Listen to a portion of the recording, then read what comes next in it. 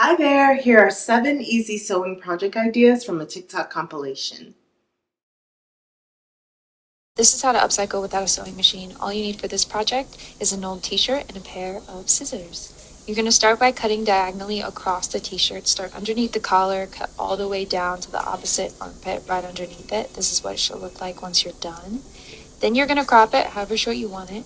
You're going to cut straight across, and then when you get to the edge, do a sharp curve like so. Cut all the way down to the bottom.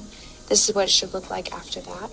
And then last step, super easy. You're just going to cut vertically down that long side, cut it in half, so it makes 2 straps that can be tied around the side of your waist. Keep in mind that the shorter you crop it, the longer your straps will be. They can be tied in a knot like this, or I ended up going back and tying them in a bow since they were so long. But I don't know, I was really excited. I really enjoy this. I'm going to try it with more of my shirts. I think I'm going to go back to this one and cut off that bottom hem, as you can see, so it's not such a blunt edge on the bottom of the ties. But yeah, definitely recommend. I definitely would recommend trying that upcycle if you're someone who doesn't have a sewing machine, or you're looking for like a super quick project, or if you're just starting out. But yeah, and the thing too is like the fact that she used t-shirt, she didn't have to worry about like fraying and loose thread dangling. So I would suggest trying this with a t-shirt. And if not a t-shirt, then you can try other fabrics that won't fray. And I'll list them here on the screen. That would be like a good alternative to t-shirt fabric. Overall, I think this is a good one to try out. Sewing project number 2 is this oversized Nike hoodie dress. So the first piece is this top part, which is everything that's in the gray. Then the second part is everything that's in the blue. So this is what I would do if I wanted to make this hoodie dress. I would start with a Nike hoodie, and I actually found this Nike hoodie on Amazon, but I'm sure you could probably also find it on Nike's website or maybe in store, or you could even go thrifting to see if you find any Nike hoodies if you want to create the same exact hoodie dress. I would literally just cut like this, and then you have the top part. And then with this one, you could do something else. You could even make a second hoodie dress where you just kind of invert the colors, or you could just make something else with that bottom part. Then the next thing I would do is I would buy a separate hoodie. So you could either buy like an oversized hoodie, or you could buy a hoodie dress. And at the time of recording this video, H&M has hoodie dresses, so that is an option. With this black hoodie dress, I would literally cut the same shape like so, and then I would drag it like this. If you want, you could take this piece and match it with this piece, right, to kind of create a second hoodie, something like that, right? That's an option as well. You can really explore many creative like possibilities with this. Like you could use different brand names, different logos. You could create like, you could embroider something if you wanted to embroider your name or your loved one's name, or you could even experiment with different like textures. Maybe you could do like a leather texture on the top, and then like the the cotton texture on the bottom, or experiment with different patterns. Maybe you could do like a leopard print on the top and then just like a solid print on the bottom. There's so many avenues and possibilities with this, but this is just like the starting point.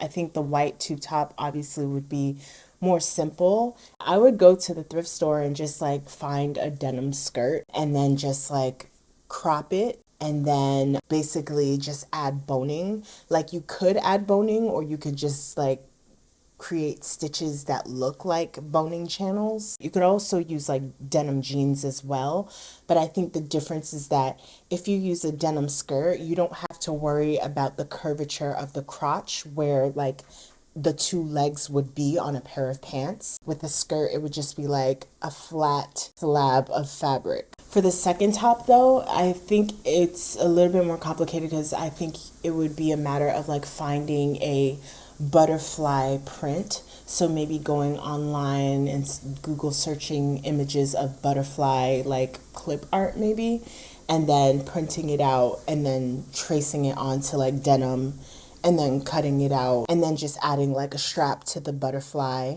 like a halter strap to the top of the butterfly, and then like I think she added like 3 straps to the back. It's also pretty simple, but I think it would just require a bit more labor.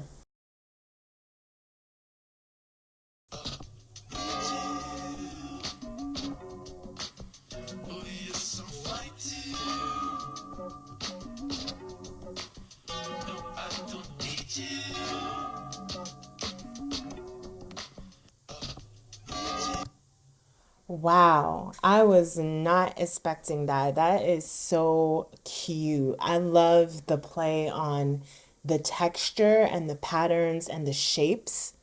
Brilliant, brilliant, brilliant, brilliant. I wouldn't say that this is a super simple project, and I wouldn't say it's super complex either.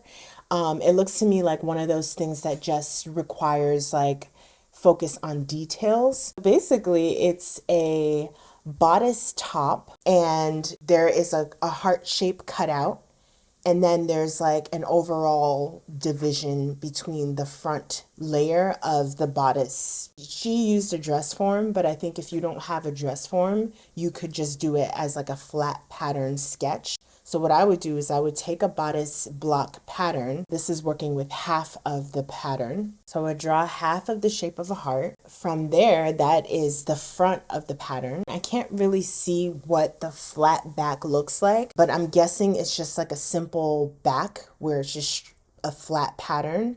And then the only really like the details are really in like the side that connects the front and the back. I would like take off probably like, I don't know, 4 inches or so, 2 from the front panel and 2 from the back panel.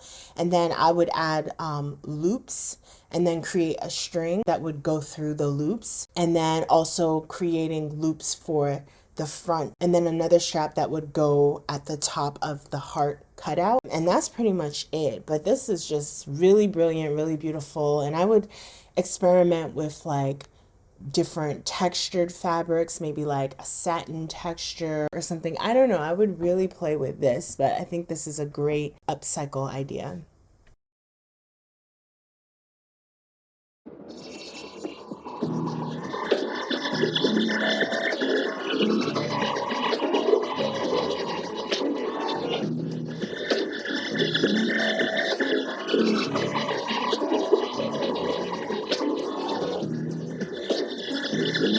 That is so cute. Like, at first, I thought she was just gonna do like one layer of the plaid fabric at the bottom of the denim.